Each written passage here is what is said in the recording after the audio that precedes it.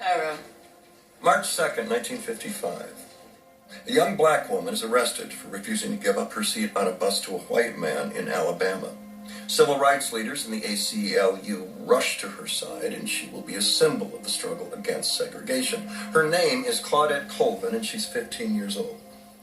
She's also unmarried and pregnant.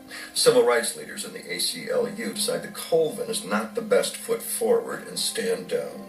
8 months later, Rosa Parks happens, but during that 8 months, a brilliant and charismatic young minister gets the attention of the community and is chosen to lead the bus boycotts. If Claudette Colvin doesn't get pregnant, if they'd gone in the spring instead of 8 months later, Martin Luther King is a preacher you've never heard of in Montgomery. I don't really know. If the guy with a gun fired 5 shots on February 15th, 1933, killing the mayor of Chicago. Why? Because Singar was standing on a wobbly chair. The mayor of Chicago wasn't his target. It was the guy the mayor was shaking hands with, the newly elected president, Franklin Roosevelt.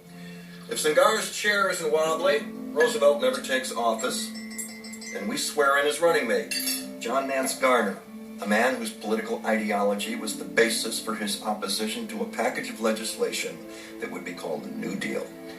And we don't survive the Great Depression. As washers, they keep water from leaking through the joints in the fixtures, and that's what O-rings do. They're giant washers that keep pressurized hydrogen from leaking out of the SRB, the solid rocket booster that shoots the space shuttle out of the Earth's atmosphere. These O-rings have been tested and tested under every possible circumstance but one: cold. They didn't test to see if the O-rings worked when it was cold.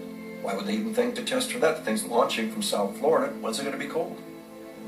On January 28, 1986. Cold snap dragged the overnight temperature down to 18 degrees, and it turns out the O-rings stopped working below 40.